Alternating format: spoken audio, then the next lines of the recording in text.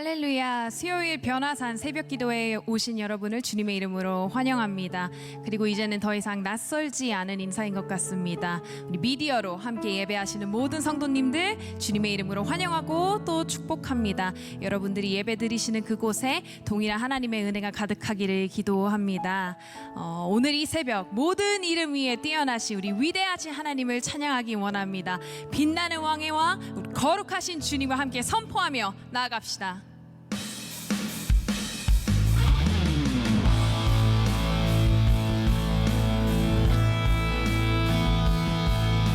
우리에게 구원을 베풀어 주시는 여호와 하나님, 그분의 광대하심을, 그분의 놀라우심을, 또 그분의 위대하심을 우리가 함께 찬양합시다. 빛나는 왕의 왕, 영광의 주님, 영광의 주님, 온 땅 기뻐하라, 온 땅 기뻐하라. 광채의 옷 입고 어두움 물리쳐 저 원수는 떠내, 저 원수는 떠내. 위대하신 주 찬양해, 위대하신 주 모두 알게 되리라. 위대하신 주, 영원한 주의 주, 영원한 주의 주, 시간의 주관자, 알파와 오메가, 알파와 오메가, 삼위의 하나님, 아바 성령 예수, 사자와 어린 양, 사자와 어린 양, 위대하신 주 찬양해, 위대하신 주 모두 알게 되리라. 위대하신 주, 우리 모든 이름 위에 뛰어나신 그 이름, 모든 이름 위에 뛰어나신 이름 다 찬양해, 위대하신 주. 우리 다시 한번 선포합시다. 모든 이름 위에 뛰어나신, 모든 이름 위에 뛰어나신 이름, 주님 다 찬양해, 위대하신 주, 위대하신 주,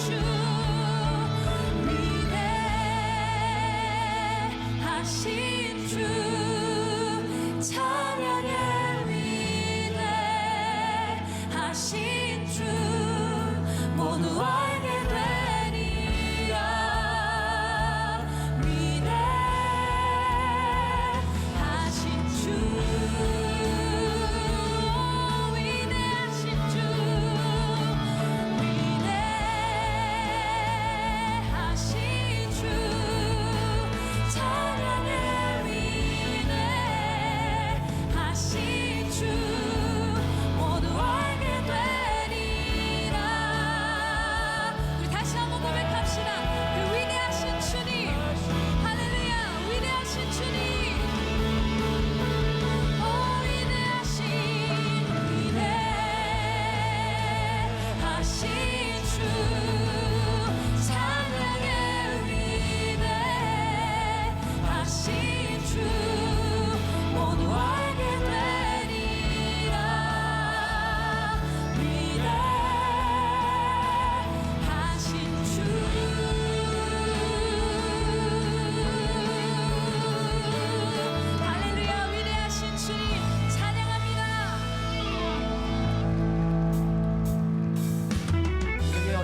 영원하신 약속을 허락하신 주님 앞에 믿음으로 굳게 서길 바라는 마음으로 함께 찬양하며 나아갑시다. 주님 약속하신 말씀 위에서 영원토록 주를 찬송하리라. 소리 높여 주께 영광 돌리며 약속 믿고 굳게 서리. 한 번 더 고백할까요? 주님 약속하신 말씀 위에서 영원토록 주를 찬송하리라. 소리 높여 주께 영광 돌리며 약속 믿고 굳게 서리라. 굳게 서리. 영원하신 말씀 위에 굳게 서리. 굳게 서리. 그 말씀 위에 굳게 서리라. 주님 약속하신 말씀 위에서 세상 염려 내게 엄습할 때에 용감하게 힘써 싸워 이기며 약속 믿고 굳게 서리라. 주님 약속하신 말씀 위에서 생명 인도하는 대로 행하며 주님 품에 항상 안식 얻으며 약속 믿고 굳게 서리라. 서리. 영원하신 말씀 위에 굳게 서리. 굳게 서리. 그 말씀 위에 굳게 서리라. 굳게 서리. 굳게 서리. 영원하신 말씀 위에 굳게 서리. 굳게 서리. 그 말씀 위에 우리 한 번 더 고백합시다. 주님 굳게 서리. 굳게 서리. 영원하신 말씀 위에 굳게 서리. 굳게 서리. 그 말씀 위에 굳게 서리라. 오늘 그 말씀을 믿음으로 찬양하고 예배하며 나아갑니다.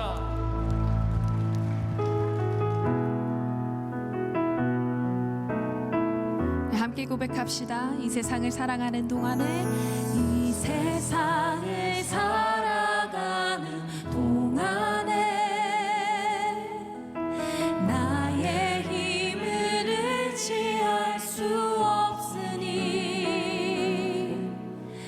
기도하고 낙심하지 말 것을 주께서 참 소망이 되심이라. 이 세상을 살아가는 동안에 세상을 살아가는 동안에 나의 힘을 의지할 수 없으니 기도하고 낙심하지 말 것을 주께서 참 소망이 되시니. 다시 한번 이 세상을 살아가는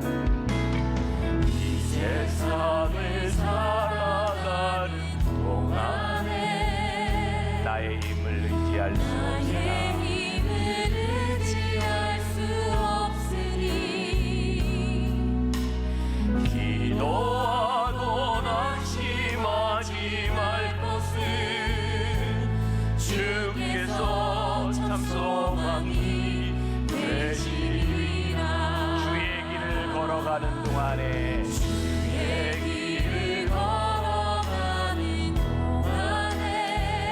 세상의 것 의지할 수 없으니 감사하고 낙심하지 말 것을 주께서 참 기쁨이 되심이라. 하나님의 꿈이 나의 비전이 되고 예수님의 성품이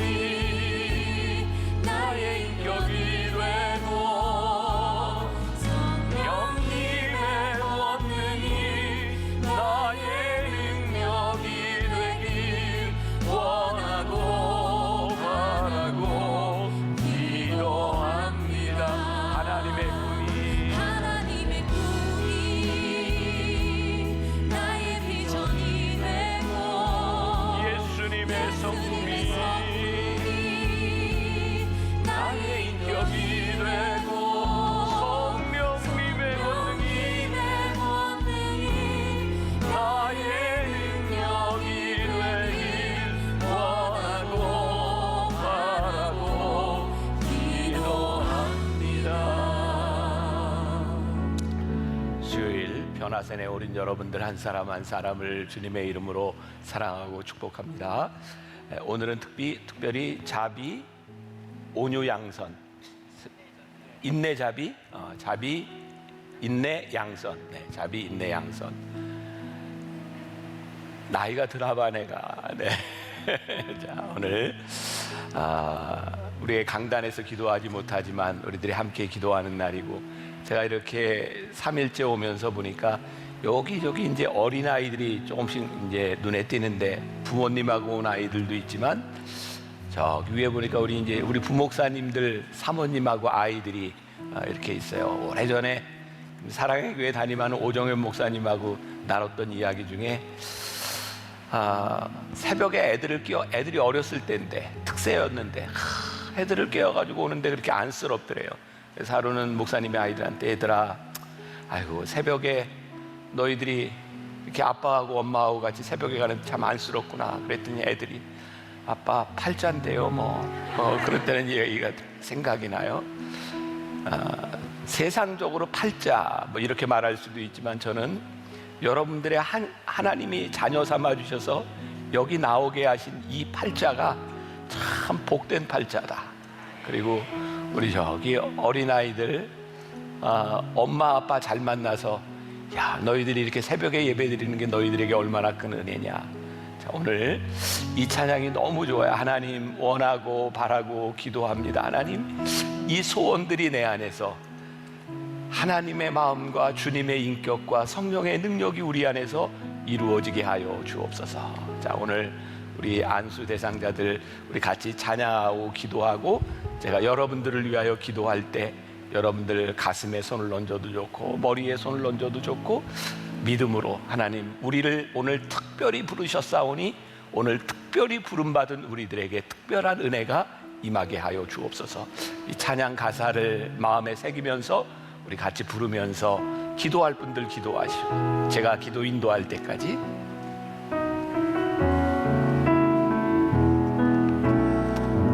세상을 살아가는 동안에 나의 힘을 의지할 수 없으니. 그렇습니다. 주님, 주님, 이 세상에서 우리들이 살아가며 나의 힘을 의지할 수 없을 때가 참 많이 있습니다.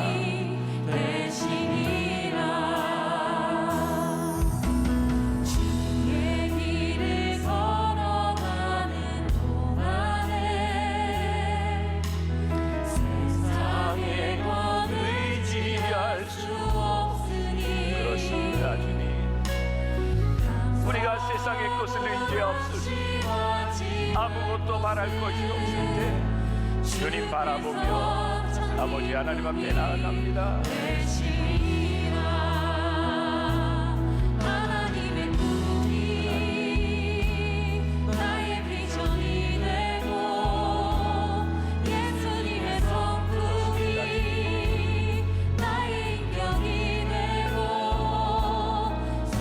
영님의 권능이 나의 능력이 되길 원하고 바라고 기도합니다.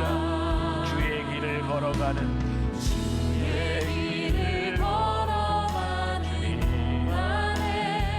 우리 모두가 주의 길을 걸어가는 자로 하나님의 사람으로 부름을 받았습니다.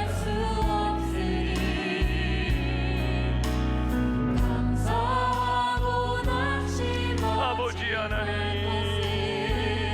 성령님의 주께서 참 기쁨이 아버지 하나님, 우리 가운데 역사하소서.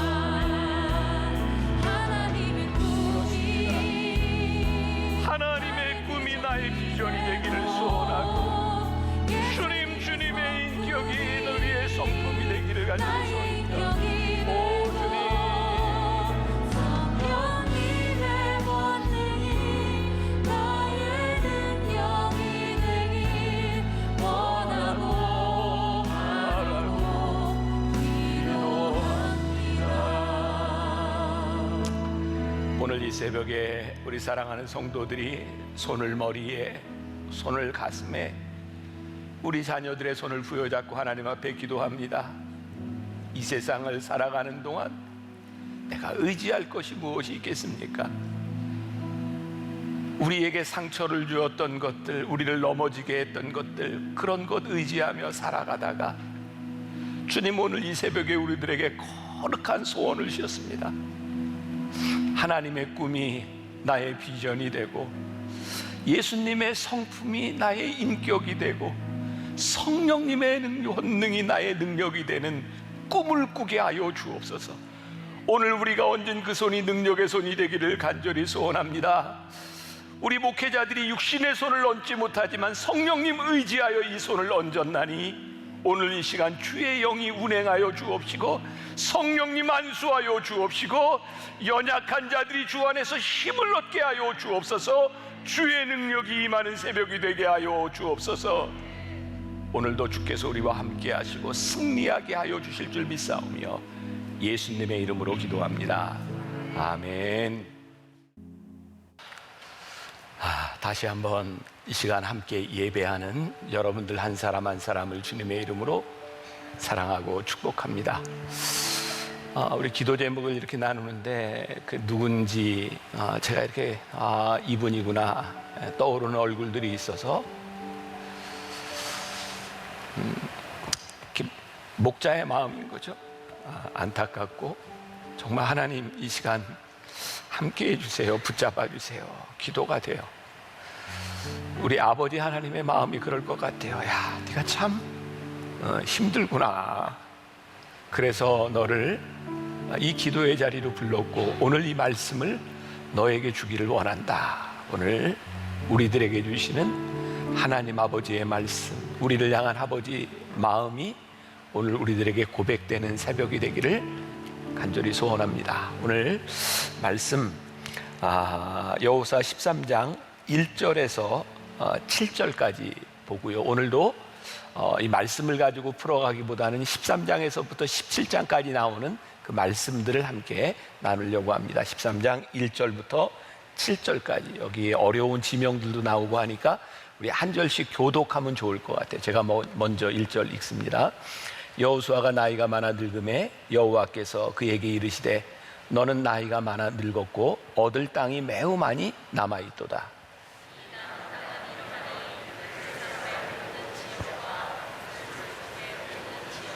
곧 애굽 앞 시올 시내에서부터 가나안 사람에게 속한 북쪽 에그론 경계까지와 블레셋 사람의 5 통치자들의 땅 곧 가사 족속과 아스돗 족속과 아스글론 족속과 가드 족속과 에그론 족속과 또 남쪽 아위 족속의 땅과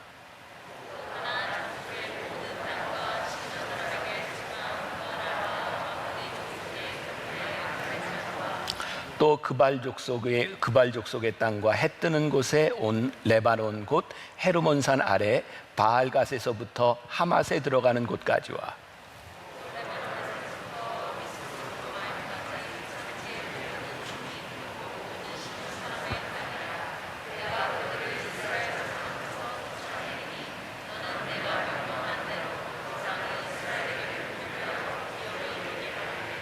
자, 제가 읽습니다. 너는 이 땅을 9지파와 므낫세 반지파에게 나누어 기업이 되게 하라 하셨더라.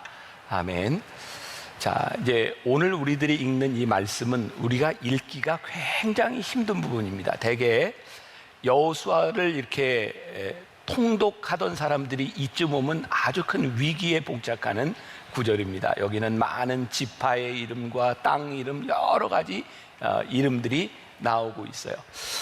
오늘 이 어려운 이름들을 굳이 왜 성경에 이렇게 기록하고 있을까? 그것을 아는 것만으로도 오늘 말씀으로는 충분하다 생각이 돼요. 자, 말씀을 우리들이 한번 쭉 리뷰를 해볼까요? 이 모든 것들이 하나님께서 하시는 일이다. 첫 번째, 하나님께서 이끄시는 전쟁. 이 전쟁은 하나님의 전쟁이다. 기억나세요? 자, 그리고 이 전쟁에서 우리들이 보아야 될 것이다. 하나님의 손끝을 봐라. 그리고 지금 우리가 싸우고 있는 이 전쟁, 하나님의 지혜로 싸우는 자가 되라. 그래서 우리는 때로 실수했을지라도 하나님은 우리들에게 은혜를 베푸시는 분이다. 그리고 또 오늘 말씀 끝까지 하나님의 종이 되라. 오늘 끝까지라고 하는 말씀을 붙들고 여러분들이 함께 나누어 보면 좋겠습니다. 야, 이렇게 요약도 잘해주고, 그죠? 이거 뭐 대답을 안 하니까 알 수가 없어서 참 답답하긴 한데, 제가 이렇게 요약하는 이유는 뭘까요? 요 말씀 가운데 여러분들이 요 정도는 딱 넣고 가면 좋겠다. 이 말씀이 우리를 붙들어 주었으면 좋겠다. 그런 마음이에요. 자, 오늘 말씀 끝까지 하나님의 종이 되라. 요 말씀 가운데 준비하면서 우리 부목사님 한 분이 그런 걸 이렇게 썼는데, 저도 그렇구나라고 깨달은 게 있는데, 여호수아서 전체를 통틀어서요, 하나님의 종이라고 하는 말이 15번이 나온답니다. 하나님의 종. 그런데 14번은 모세를 이를 때 하나님의 종이라는 말을 쓰고요, 여호수아에게는 딱 한 번 여호와의 종 여호수아라는 말이 등장한답니다. 나중에 여러분들 성경을 볼 때 유심히 한번 보세요. 그런데 여호수아가 하나님의 종이라고 하는 구절이 맨 끝에 24장에 가서 나옵니다. 저에게는 그런 생각이 들었어요. 야, 여호수아에게 가장 큰 축복이 무엇인가 생각했더니, 그의 인생의 마지막에 기록되는 곳에서 하나님께서 여호와의 종 여호수아라고 말씀하신 것이구나. 여러분, 오늘 우리 인생의 가장 큰 축복이 무엇일까 생각해 보니까, 우리들이 하나님 앞에 끝까지 우리의 인생을 살아가다가, 그래, 네가 내 귀한 종이다 라는 말씀을 듣는 것, 이것이 우리들에게 큰 축복일 것이다 라는 생각이 들었어요. 제가 이제 본 이야기니까, 저는 고전을 잘 몰라요. 우리나라 고전 장자에 보면 쓸모없는 나무에 대한 이야기가 나온다 그래요. 그 장자의 그 쓸모없는 나무에 대한 이야기가 나오는데, 어느 마을에 엄청나게 큰 도토리 나무가 있었습니다. 이 나무 크기가 상상할 수도 없을 만큼 커서 좀 과장이 돼 있겠죠. 수천 마리의 소가 거기에 이렇게 머물 수 있을 만큼 그늘이지는 그런 큰 나무였다 그래요. 그때 장석이라 불리는 유명한 목수가 이 나무를 보면서 이렇게 얘기를 했답니다. 야, 이거 쓸모없는 나무구나. 도대체 이 나무는 배도 만들 수 없고, 관으로도 쓸 수가 없고, 기둥으로도 쓸 수 없어. 그리고 이렇게 악평을 하고 돌아갔는데, 그날 밤 꿈속에 장석이라고 하는 사람이 꿈을 꾸는데, 이 도토리 나무가 나타나서 이 사람에게 이렇게 얘기하더랍니다. 그대는 내가 과일나무나 좋은 제목처럼 쓸모있는 나무가 되기를 바라는가? 그것들은 자기의 재능대로 말미암아 다 베어지고 없어지고 말았네. 나는 쓸모없기를 바란 지가 오래다. 몇 번이고 죽을 고비를 넘기고 이제야 뜻대로 되어 쓸모없음이 큰 쓸모가 되었네. 만약 내가 쓸모가 있었다면 어찌 이렇게 커질 수 있었겠는가. 제가 감동하는 포인트에 여러분들이 감동을 안 해주시니까 참 그런데 이 말이었어요. 쓸모없음이 나의 쓸모가 되었네. 우리가 끝까지 하나님을 붙들고 살아갈 때 우리의 인생에 할 수 있는 고백, 하나님, 이 쓸모없는, 우리들이 예전에 기도할 때 많이 썼던 거 있잖아요. 이 버러지만도 못한 이 죄인을 하나님 붙들어 주셔서, 이 쓸모없는 죄인을 하나님 붙들어 주셔서 쓸모있게 만드신 것이 너무 감사합니다. 오늘 여러분들의 인생에 이런 고백이 있기를 간절히 소원합니다. 이 쓸모없는 인생을 쓸모있게 만들어 주신 주님. 그러니까 성경에 보니까 하나님은 이 쓸모없는 자들을 하나님께서 쓸모있게 사용하신 예들이 참 너무 많은 거예요. 우리가 잘 알고 있는 모세가 시내산에서 하나님께 불림을 받을 때 나이가 몇이었어요? 80살이었어요. 모세가 생각해도, 우리가 생각해도, 아이고, 저걸 어떻게 고쳐서 쓸까? 가끔 제가 그런 이야기 하죠. 우리가 진짜 믿음 좋은 것처럼, 하나님 저를 쓰세요. 하나님 제 생애를 바칩니다. 제 온몸을 바칩니다 할 때 하나님께서 참, 아이고, 저걸 쓰려면 어떻게 다 고쳐 쓰나, 이런 생각 들 것 같다는. 그러니까 우리의 인생이 하나님 앞에서 진짜 그렇게 쓸모있는 인생인가? 그런데 하나님께서 그 인생을 쓸모있게 바꾸시는 거죠. 모세가 뭐라고 얘기해요? 하나님, 저는요 말을 잘 못해요. 그러니 제가 사람들에게 가서 여호와 하나님에 대해서 이야기할 때 사람들이 제 말을 믿지 않으면 어떡해요? 모세에게 떠올랐던 것이 그의 단점이었어요. 하나님이 쓰실 수 없는 부분이었어요. 그런데 하나님은 그 모세를 부르셔서 쓰시는 거죠. 여러분, 이게 혹시 누구의 이야기인지 아세요? 성경에 나오는 이야기인데, 나의 집은 므낫세 중에 극히 약하고 나는 내 아비 집에서 제일 작은 자니이다. 사사기에 나오는 기드온 이야기예요. 하나님께서 기드온을 부르실 때 기드온이 하나님 앞에서 뭐라고 얘기해요? 하나님, 저는 므낫세 중에서도 극히 약하고 내 아비의 집에서도 제일 작은 자입니다. 그런데 사사 중에 가장 위대한 사사로 하나님이 그를 쓰시는 거예요. 여러분, 또 혹시 이 사람이 누군지 아시겠어요? 형제 중 막내였는데 8번째 아들을 골라서 기름 부었던 거 누군지 아세요? 다윗이잖아요. 다윗. 아니, 사무엘도 보기에 쓸만한 아들들이 보이는데, 우리 하나님 참 신기하게도 사무엘 외에 쓸만한 아들들이 아니라 아버지도 별로 생각하지 않았던 그 8째 아들을 부르셔서 하나님께서 기름 부어주세요. 우리가 잘 알고 있는 선지자 예레미야는 자기 스스로에 대해서 이렇게 고백하잖아요. 저는 아이라 말할 줄을 모릅니다. 근데 하나님이 예레미야를 이스라엘의 위대한 예언자로, 하나님의 말씀을 전하는 자로 사용하세요. 사도 바울은 그의 고백 가운데 이런 말을 자주 하죠. 저는 죄인 중에 괴수입니다. 오늘 우리들이 하나님 앞에 쓸모없어 보이는 이 부분들이 하나님 앞에 얼마나 쓸모있게 사용되는가, 하나님이 우리를 얼마나 끝까지 지켜주시는가. 제가 요즘 설교하면서 제일 많이 쓰는 말 가운데 하나가, 주님, 저희가 찢어진 빵과 부어지는 포도주가 되게 해주세요. 빵은 찢겨지지 않으면 먹을 수 없는 거거든요. 포도주는 부어지지 않으면 마실 수 없는 거거든요.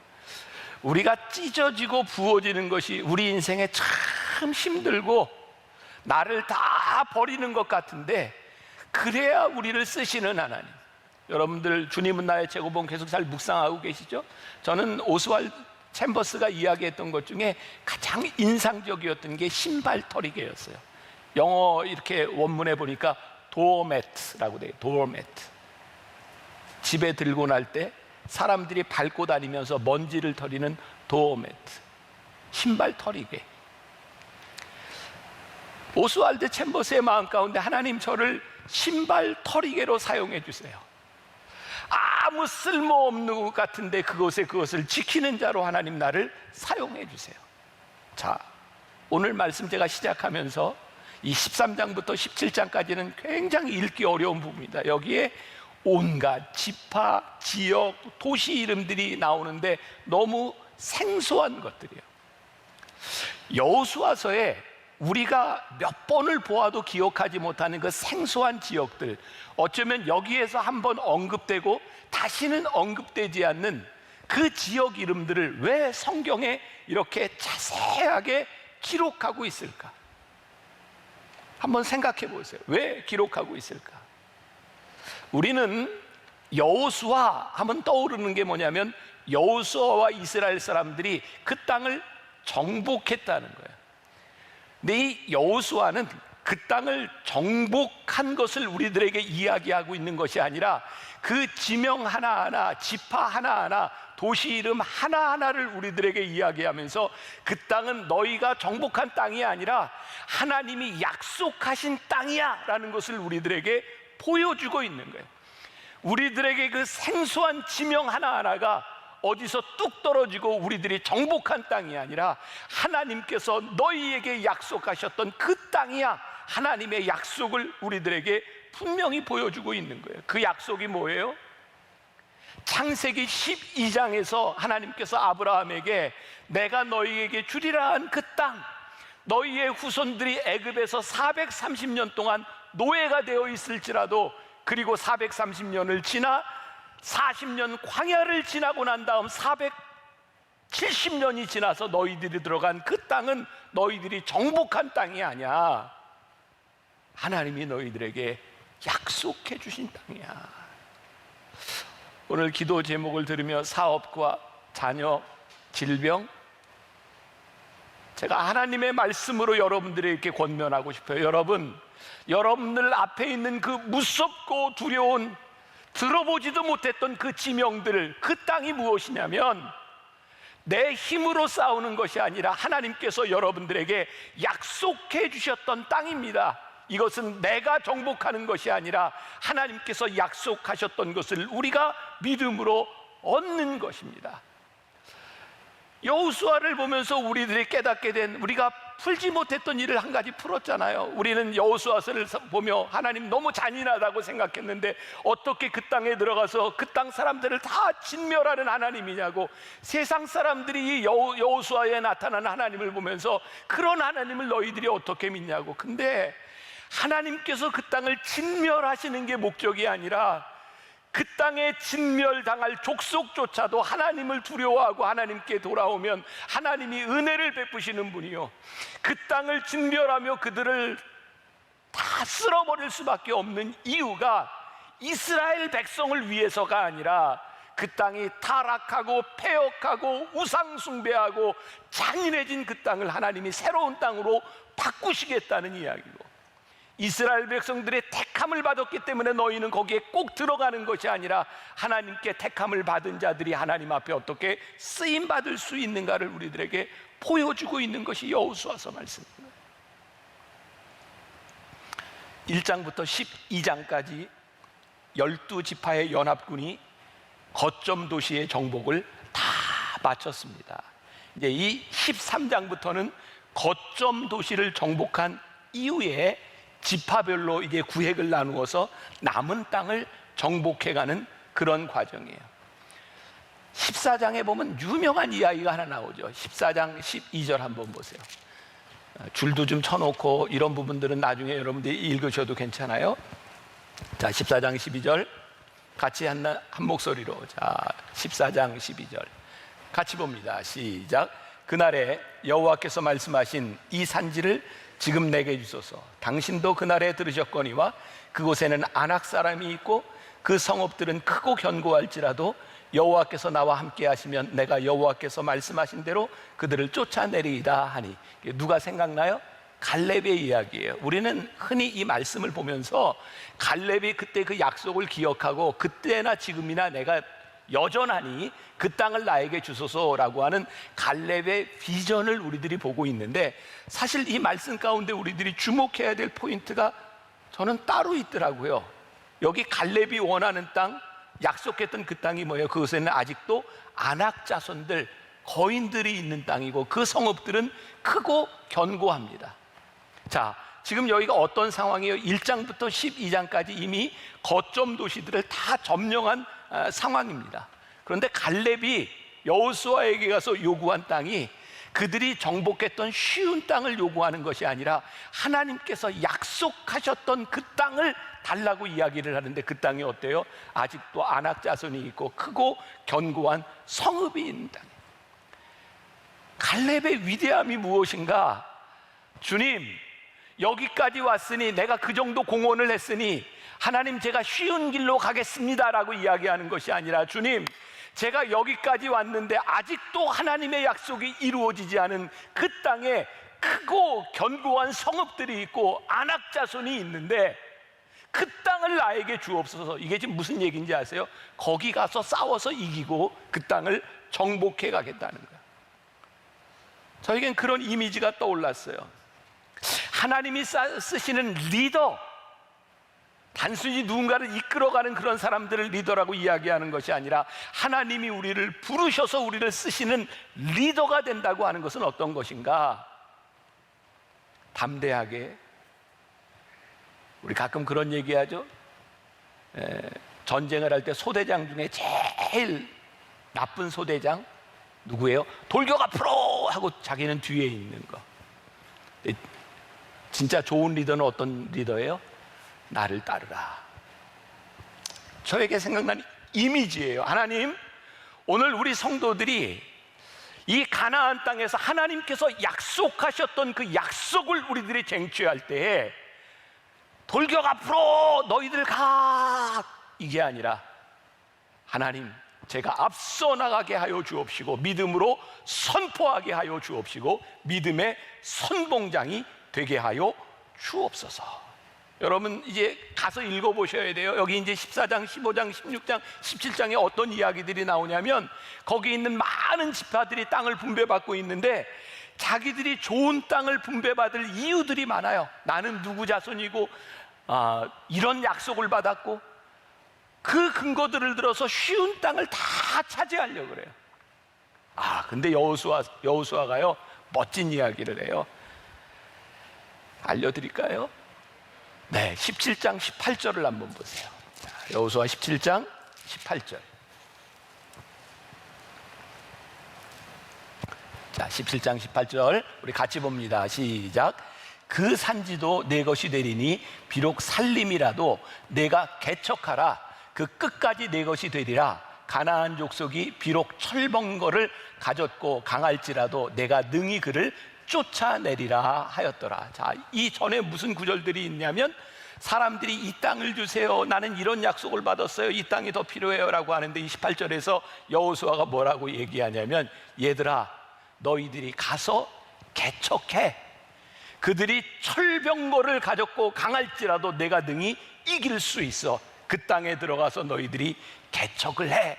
라고 이야기하는 거예요. 자, 오늘 여러분들 이 말씀을 들으며 우리들의 마음속에 꿈이 생겼으면 좋겠어요. 하나님, 우리를 쉬운 곳으로 보내셔서 다른 사람들보다 편안하게 살아가려고 하는 마음이 아니라 하나님께서 우리들에게 약속하신 그 땅, 여러분들의 비전, 여러분들의 약속을 바라보며 그들은 아직도 강하고 그들은 산지에 있을지라도 주님 우리가 믿음으로 그곳을 향해 가게 하여 주옵소서. 오늘 여러분들에게 이런 기도와 담대함의 선포가 있었으면 좋겠어요. 암으로 싸우고 있는 분들, 하나님 저 힘들어요. 그러나 하나님이 암과 싸우며 제가 이 길을 걸어가며 하나님 붙들고 끝까지 주님 말씀하심에 순종하는 자가 되기를 소원합니다. 자, 오늘 말씀의 제목이 끝까지 종이 되라 였어요. 자, 13장으로 거슬러 가요. 여호수아 13장 1절. 13장 1절. 자, 같이 봅니다. 13장 1절. 여호수아가 나이가 많아 늙음에 여호와께서 그에게 이르시되 너는 나이가 많아 늙었고 얻을 땅이 매우 많이 남아있도다. 자, 이 말씀 잘 보세요. 굉장히 서글픈 이야기입니다. 여호수아가 24장까지 나오는데 지금 1장에서 12장까지 거점 도시를 이렇게 다 점령하고 난 뒤에 지금 할 일이 굉장히 많아요. 그런데 하나님께서 여호수아에게 지금 뭐라고 얘기하세요? 여호수아야, 네가 이제 나이가 많아. 너는 여기까지인 것 같아. 하나님께서 전쟁의 여호수아의 역할을 여기까지, 그리고 아직 할 일이 많이 남아있어. 우리가 이 말을 들었다면 우리의 느낌은 어떤 느낌일까요? 하나님 서운해요. 제가 끝까지 이 일을, 하나님과 함께 이 일을 제가 완성하면 안 될까요? 근데 마지막에 여호수아가 여호와의 종 여호수아라고 하는 말을 들을 수 있었던 이유 가운데 하나가 아쉬움과 섭섭한 마음이 들지 모르지만 여호수아는 여기에서 군대 사령관으로서의 자리를 내려놓습니다. 지금까지 그랬던 것처럼 이 전쟁의 한복판에 가장 중요한 일을 남겨놓고 하나님이 명령하시고 여호수아는 순종합니다. 여호수아의 위대함은 어느 순간에도 그가 순종했다는 거예요. 유명한 경건서적이죠. 그리스도를 본 박사 토마스 아켄피스가 쓴 책입니다. 제가 내년도에 아마 이 책을 가지고 몇 주 설교를 하게 될 거예요. 아켄피스, 겸손을 이야기했던, 하나님을 바라보며 살았던 아켄피스는 책에 보니까 이런 표현이 있어요. 그는 이 세상에서 당장이라도 하늘로 올라갈 것처럼 마치 발꿈치를 들고 있는 사람처럼 살았다. 무엇을 사랑하든지 사랑하는 사람들은 사랑하는 대상의 종이 됩니다. 그러나 하나님을 사랑해서 종된 사람은 속박 대신에 자유를 느낍니다. 토마스 아켄피스가 어떻게 살았냐면 당장이라도 하늘로 들려 올라갈 것처럼 발뒤꿈치를 들고 살았다. 왜일까요? 그에게는 돌아갈 본향이 있었어요. 하나님의 약속이 그에게 있었어요. 여호수아는 왜 하나님께서 내가 여기까지 네 역할은 여기다 라고 말씀했을 때 순종할 수 있었을까요? 그에게는 본향이 있었어요. 하나님이 인도하시는 삶이 있었어요. 오늘 저와 여러분들, 하나님, 토마스 아켄피스가 발뒤꿈치를 들고 마치 곧 하나님 앞에 올라갈 사람처럼 살았다고 하는 것이 이 땅 위의 모든 일들에 책임과 의무를 도외시하고 세상과 무관하게 살았다고 하는 것이 아니라, 하나님께서 지금 살아가는 우리들에게 어떠한 사명을 주시든 하나님 우리들에게 돌아갈 본향이 있사오니 하나님 말씀하실 때에 우리들이 끝까지 종으로 살겠습니다. 여호수아에게 하나님께서 이제 더 이상 네가 싸움을 싸우는 군대 사령관이 아니라 이제 여호수아의 역할은 조종자의 역할로 바뀝니다. 이제 땅을 분배하는 조종자가 돼요. 아직 전쟁이 많이 남아 있는데. 그런 대사 들어보셨군요. 들어보셨어요? 너는 다 계획이 있었구나. 기억나세요? 아유, 저 목사는 맨날 영화만 보고 막 영화 대사만 얘기하고 그래요. 다 계획이 있었구나. 근데 이 대사가 참 기가 막힌 거예요. 하나님, 다 계획이 있으시군요. 우리가 하나님 앞에 끝까지 종이 되고 하나님 앞에 순종할 수 있는 이유가 무엇일까요? 하나님, 계획이 있으시군요. 하나님의 은혜가, 하나님의 하시는 일이 거기 분명히 있으시군요. 앞으로도 전쟁은 계속될 거예요. 거점 도시를 이제 장악했지만 여기저기서 전쟁이 이루어질 거예요. 이제 새로운 지도자를 하나님이 세우실 거예요. 무엇을 이야기하고 있어요? 얘들아, 이 전쟁은 너희가 하는 게 아니야. 내가 하는 거야. 너희들의 역할이 여기에서 끝나면 다른 사람들을 세워줄 거야. 내가 역할이 끝나는 것이 버림받는 것이 아니라 네 역할이 여기까지라고 말씀하실 때, 하나님의 말씀 앞에 하나님 제가 여기까지입니다라고 말할 수 있을 때 네가 비로소 여호와의 종이 되는 거야. 끝까지 하나님의 종으로 살아라. 리더의 덕목, 하나님의 사람으로서의 덕목, 하나님이 우리를 부르시고 우리들이 사용하실 때 언제든지 하나님 우리를 쓰십시오. 하나님 사용하시면 우리들이 그렇게 사용되겠습니다. 오늘 하나님이 여러분들을 무엇으로 부르시는지, 오늘 하나님께서 여러분들에게 어떤 비전을 허락하시고 무엇을 보게 하시는지, 여러분들 앞에 땅을 바라보며 하나님께서 무엇이라고 말씀하시는지, 나를 부르신 하나님께서, 나를 부르시니가, 나를 지으시니가 우리들에게 말씀하실 때 주님 순종하며 듣겠습니다. 그리고 믿음으로 선포하세요. 이 전쟁은 누가 해요? 하나님께서 하십니다. 하나님, 다 계획이 계시군요. 그러니 제가 오늘 순종하며 끝까지 하나님의 종이 되어 나가겠습니다. 여호수아가 비로소 여호와의 종이라 불리었던 것처럼 우리의 인생의 마지막에, 그래, 네가 내 종이다, 끝까지 네가 쓰임 받았다, 그 믿음의 하나님이 우리들에게 주시는 그 말씀을 나의 것으로 받을 수 있는 여러분들이 되시기를 주님의 이름으로 간절히 축원합니다.